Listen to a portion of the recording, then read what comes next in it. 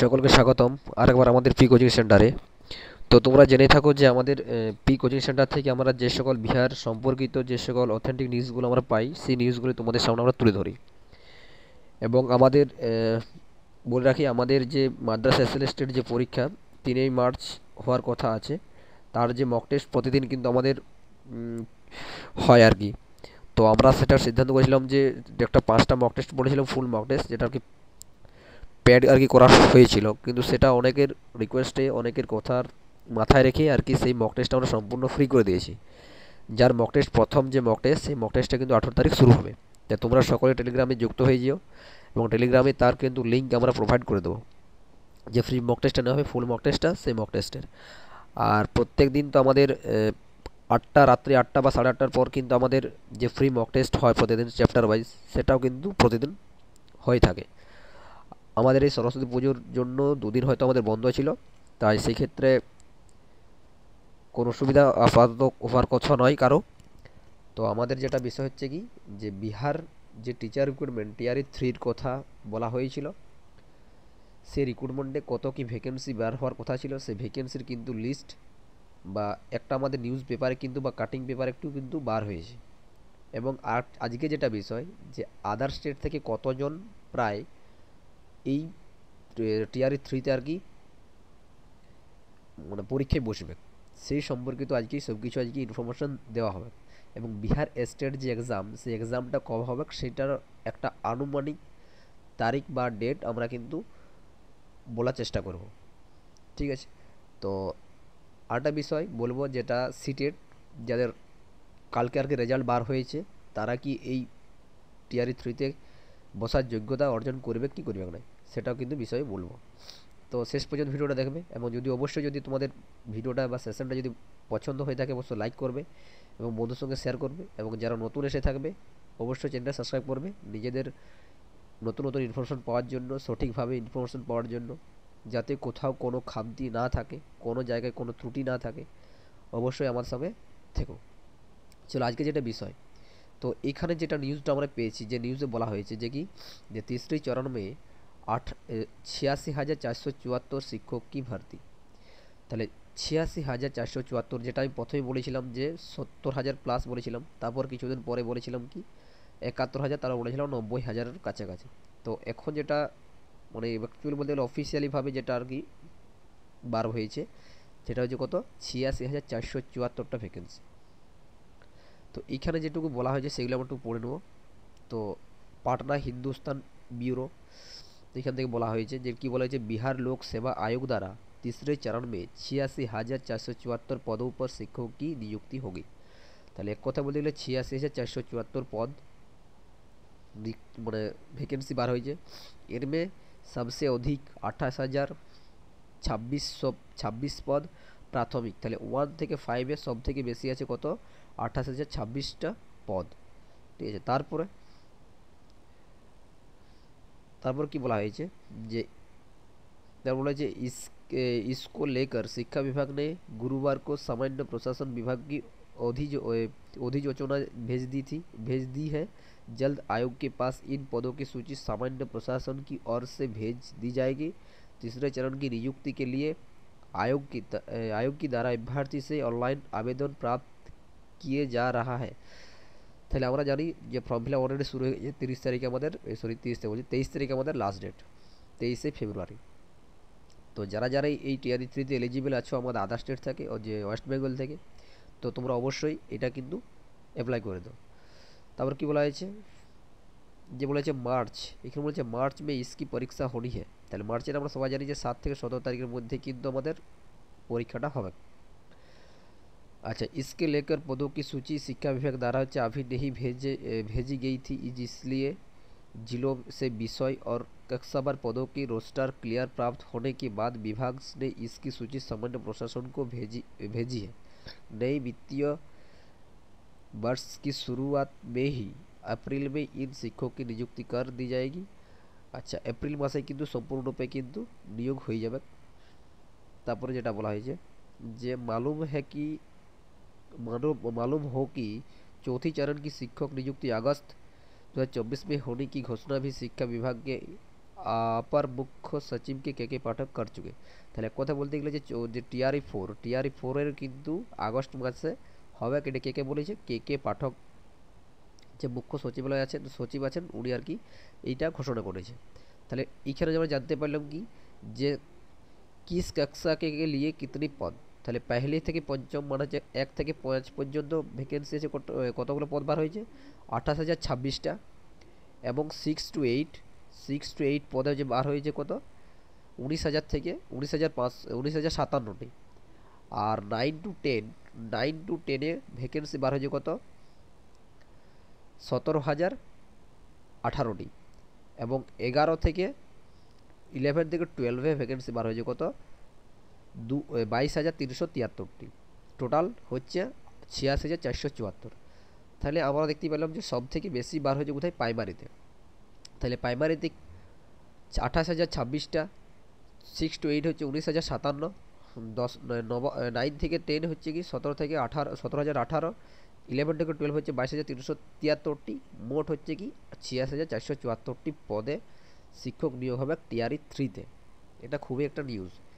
কিন্তু সেই ক্ষেত্রে যদি আমরা দেখি, যেমন ওয়েস্ট বেঙ্গলে কিন্তু কোনো 7 বছর বা 7 বছর ধরে কোনো নিয়োগেই নাই এসএলএসটি দিক থেকে বলতে গেলে। প্রাইমারি তো এই কিছুদিন আগে প্রায় 11,000-এর কাছাকাছি আর কি ওদের ফাইনাল রেজাল্ট বার হয়েছে।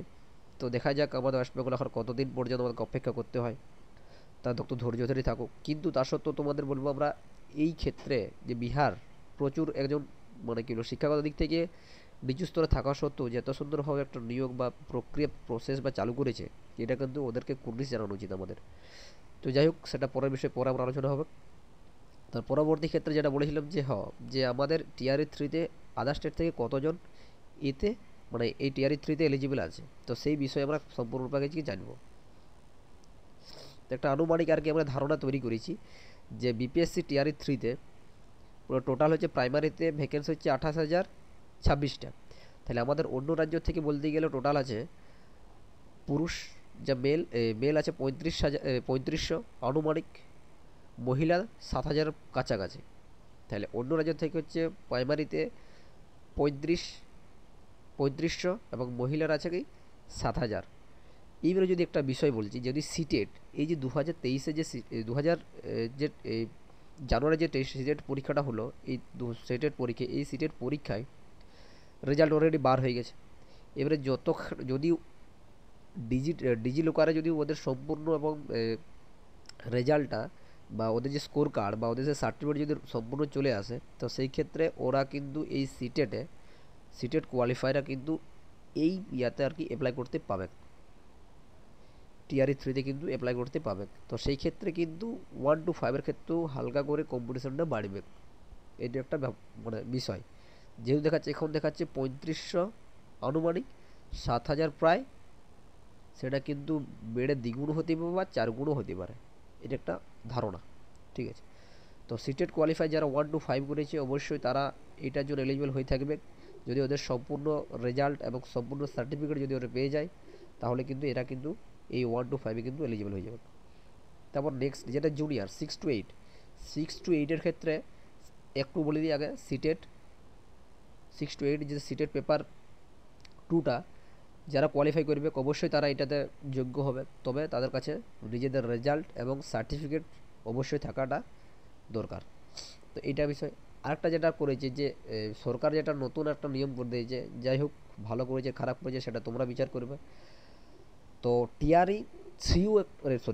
সিটেট 3 কিন্তু হবে, যেটা বলছে টেট পেপার, যেটা আমাদের সিটেট 1, সিটেট 2 এবং সিটেট 3, যেটা হচ্ছে 9 to 12। এটা 9 to 12-এর ক্ষেত্রেও কিন্তু সিটেট বা টেট এক কথা বলতে গেলে অনিবার্যতা করেছে, তবে এটা এখন পর্যন্ত লাগু হয়নি, সেটা এনসিটির কাছে কিন্তু গেছে। এটা ওনার জাজমেন্ট হচ্ছে, দেখা যাক কবে কি আসে, সেটার বিষয়ে আমরা পুরো আলোচনা করব। তো এইটা আর কি করেছে এই সরকার। তো পরবর্তী ক্ষেত্রে যেটা আছে আমাদের টিজিটি 9 to 10, এইটা আমাদের সব থেকে ইম্পর্টেন্ট যে কত কি ভ্যাকেন্সি থাকে।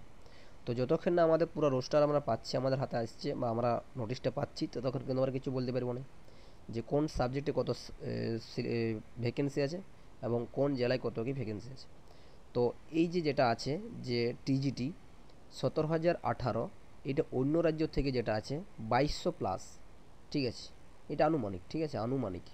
এটা সবগুলো যেটা ধরছি কিন্তু সবগুলো আনুমানিক, এতজন আর কি স্টেট কোয়ালিফাই করে আছে, ঠিক আছে, সব সাবজেক্ট মিলে। মহিলাদের ক্ষেত্রে 4,400-র কাছাকাছি, সব কিন্তু স্টেট। আমরা জানি যে বিহারে যদি আমরা যদি এই রিক্রুটমেন্টে যদি জাতি আমরা বসতে যাই, তো আমাদেরকে অবশ্যই স্টেট পেপার 1 এবং পেপার 2 দুটাই কোয়ালিফাই করতে হবে, যেটা হচ্ছে একটা স্টেট 1 যেটা হচ্ছে কি 9 to 10, এবং স্টেট পেপার 2 যেটা হচ্ছে আমাদের 11-12। তো এটা আনুমানিক আমাদের ধরা আছে যে 2200 প্লাস, এবং এটা হচ্ছে কি 4,400-র কাছাকাছি। তো যেটা হচ্ছে পিজিটি, যেটা সব থেকে বেশি আপাতত, মানে যত বেরিয়েছে ভ্যাকেন্সি কিন্তু প্রায় 20,000-এর কাছাকাছিও কিন্তু ভ্যাকেন্সি, মানে 20,000 প্লাস কিন্তু ভ্যাকেন্সি বার হয়ে যায়। তো অন্য রাজ্য থেকে যারা থাকছে তারা হচ্ছে 2700 প্রায়, এবং মহিলা কত আছে 54, মানে 5,400 প্রায়। তো এই যে পিজিটি আছে 11-12 এবং 9-10, এই যে 2700 আছে আর ওইখানে যে 2200 আছে বা 2000 আছে, তো তারা কিন্তু কিছু কিছু স্টুডেন্ট আছে যারা আজকে পিজিটি এবং টিজিটির ক্ষেত্রেও কিন্তু এলিজিবল। তাহলে তারা যখন পিজিটি যদি কোয়ালিফাই করে যায়, সেই ক্ষেত্রে কিন্তু তারা টিজিটি থেকে অবশ্যই, মানে ওই টিজিটিটা বাদ দিয়ে পরে ওরা পিজিটিতে চলে আসবে। তো সেই ক্ষেত্রেও একটা ভাববার বিষয়। সেই ক্ষেত্রে কি হয়, আমাদের সাপ্লিমেন্টারি রাজার বার করানোর কথা ছিল, কিন্তু সেই ক্ষেত্রে বার করানো হয় নাই। তো সেই জন্য টিআরই 3 আর কি পরীক্ষা নেওয়া হচ্ছে। তো তারপরে এইটুকু বলার ছিল আজকে। তো আমাদের এইটুকু জিনিস জানার ছিল যে এই টিআরই 3-তে আমাদের সব থেকে ভ্যাকেন্সি বার হয়েছে 86,474টি। তো আরেকটা বিষয় যেটা বলছিলাম যে এস্টেট, এস্টেট পরীক্ষা কবে হতে পারে, যদি এই ফেব্রুয়ারিতে না হয়, তো ফেব্রুয়ারিতে যদি না হয় তো আমাদের মার্চ হবে। যদি মার্চের দিকে যাই, তো মার্চে যেহেতু টিআরই 3 আছে, তো টিআরই 3 পরীক্ষা হয়ে যাওয়ার পর আশা করা যায় মার্চের 3rd উইক বা 4th উইক নাগাদ কিন্তু তার যে মার্চের 4th উইক কিন্তু এই পরীক্ষা কিন্তু সম্পন্ন, মানে পরীক্ষাটা হয়ে যাবে। তবে বিহার, তো বিহারের ক্ষেত্রে কিছু বলা যায় না, কখন কি পরীক্ষা নেবে হঠাৎ করে কেউ কিন্তু বলতে পারবে না। এই যে টিআরই 3-র কথাটা, এটা আগস্ট মাসে হওয়ার কথা ছিল, সেটা হঠাৎ কিন্তু পরিবর্তন হয়ে সেটা টিআরই 3 হিসাবে এই মার্চ মাসে পরীক্ষা হচ্ছে। আর যেটা টিআরই 4, এটা সেটা আর টিআরই 4 বলে দিয়েছে, সে টিআরই 4ও বলছে 1 লাখ ভ্যাকেন্সি বাড়াবে, সেটা হচ্ছে আগস্ট মাসে। তো সেটা একটা দেখার বিষয় যে স্টেট পরীক্ষাটা ধরে রাখা আনুমানিক একটা ধারণা হিসেবে মার্চের কিন্তু লাস্ট উইকে কিন্তু হওয়ার সম্ভাবনাটা প্রবল, ঠিক আছে। তো তোমাদেরকে আমি প্রথমে ঘোষণা করে দিয়েছি যে আমাদের মাদ্রাসা এসএলএসটির যে পরীক্ষা আছে 3 মার্চ, সেই 3 মার্চকে মাথায় রেখে আমরা ফ্রি মক টেস্ট আমাদের টেলিগ্রাম প্রত্যেক দিন হয়। দুদিন আমাদের হয় নাই, একটি কারণেই সরস্বতী পুজো ছিল, তার জন্য বন্ধ ছিল। এবং যেটা বলেছিলাম যে ফ্রি মক টেস্ট, যেটা বলেছিলাম 5টা টেস্ট বলেছিলাম, 5টা 5টা টেস্ট হবে বলেছিলাম, সেই 5টা টেস্ট কিন্তু অনলাইন মাধ্যম হবে, এবং তার পিডিএফ কিন্তু তোমরা অনলাইন থেকে ডাউনলোড করতে পারবে। তো এটা আমরা পেড ব্যাচ করেছিলাম, কিন্তু সেটা সবার কথা মাথায় রেখে সেটা আমরা সম্পূর্ণ কিন্তু ফ্রি করে দিয়েছি। এবং এই সম্পর্কিত যদি কারো কিছু জানার থাকে, অবশ্যই আমাদের টেলিগ্রামে গিয়ে আমাদের যে ডাউট, এটা গ্রুপ আছে, সেই গ্রুপে কিন্তু তোমরা যে কেউ যে প্রশ্ন করতে পারো যে কীভাবে আমরা জয়েন হতে পারবো। তো এইটুকু আজকের বলার বিষয় ছিল। অবশ্যই তোমাদের জন্য আমরা অনেক কিছু খাটছি, তো তোমাদের একটাই কর্তব্য, তোমরা আমাদের চ্যানেলটা একটু শেয়ার করে দেবো, তারা সব থেকে বেস্ট হয়। তা তোমরা যত আমাদেরকে অনুপ্রাণিত করবে, তত আমরা কী করব, নতুন নতুন কিছু তোমাদের জন্য সব কিছু জিনিস আর কি আনার চেষ্টা করব, ক্লাস যাই হোক। তো এইটুকু আজকে বিষয় ছিল। তো এইটুকুই বলে আমার আজকের এই যে বিষয় বক্তব্য ছিল, সেই বক্তব্যটা আমি এখানেই শেষ করছি।